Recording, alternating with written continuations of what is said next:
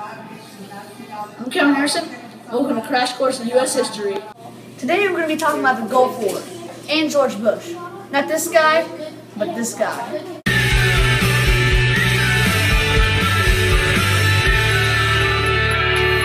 The Gulf War started with the anti-peace talks with Saddam Hussein and the invasion of Kuwait by Iraq. You had to open your mouth, Saddam Hussein? Really? Some might have thought the war started in 1988 when the U.S. ambassador tried to talk peace with Saddam Hussein. Yeah, nice one. Nice one, U.S. ambassador. What a great job. The reason why Iraq invaded Kuwait was because of borderline, oil, and two dudes hating each other. The first battle started on August 2nd, 1990, when Iraq bombed Kuwait.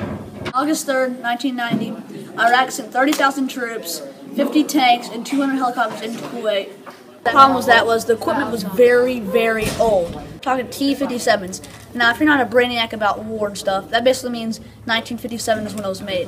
So, I mean, the difference. America and Britain joined the war in early 1991, and they kicked some butt. We started bombing Iraq targets right away. America! The U.S. had two main operations, U.S. Desert Shield and U.S. Desert... Wait, is it really called that? Like, they're so similar. It is Desert Storm, as a matter of fact. Alright, Desert Storm, whatever. Two same things. We came in, we kicked butt. The coalition invasion was not under authority by George H. Bush, but as well as John Major from Great Britain, Norman Schwarzkopf, and Colin Powell. The first strike made by coalition air forces was on January 17th, 1991. Get out of my chair, man! I wanted to say that one. 88,500 tons of bombs were dropped on the first day on Iraqi targets. Boom! Just like that. A total of 88 Scud missiles were fired from Iraqi into Kuwait and Saudi Arabia, and about 74 people were killed. Let's go to the thought bubble. First main battle was the Battle of Khafiji. The Iraqis were defending a small town with RPGs, small arms, and anti-aircraft missiles.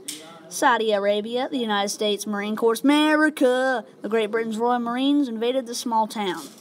Both sides had deaths mostly containing to Iraq and Saudi Arabia, but some U.S. and British troops were killed. 14 U.S. airmen were killed when their AC-130 was shot out of the sky. Wait, isn't America supposed to have the best Air Force, and they got shot down in Iraq? Okay, yeah, so that happened. That's a devastating loss.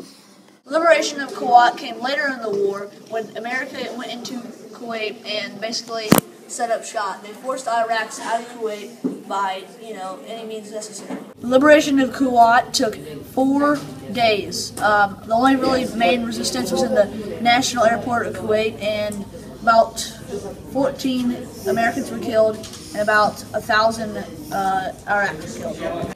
The only problem with the liberation of Kuwait was when the Iraqis left Kuwait, they bombed 702 oil fields, which set off major explosions, and U.S. had to deal with that problem, and that cost $36 billion in total as net worth, as the Americans had to pay. Alright, so the Operation Desert Storm ended when the liberation of Kuwait came. And Iraqi abandoned communications, equipment, and many soldiers when they were quickly leaving. In the end, it was a victory for the coalition forces. America had 74% involvement in the war, so it was called as a victory for America. Yeah. Already time for Mystery Document? Man, that was quick, man. We ought to go through. What people don't understand is this is something that we only have in America. There's no other country in the world where the ordinary citizen can go out and enjoy hunting and fishing. There's no other nation in the world where this happens, and it's very much a part of our heritage.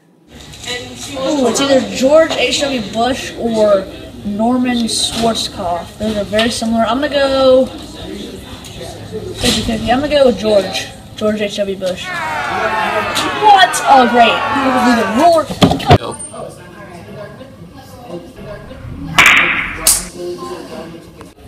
America wins the war, but thanks for watching, guys. This was Crash Course in History.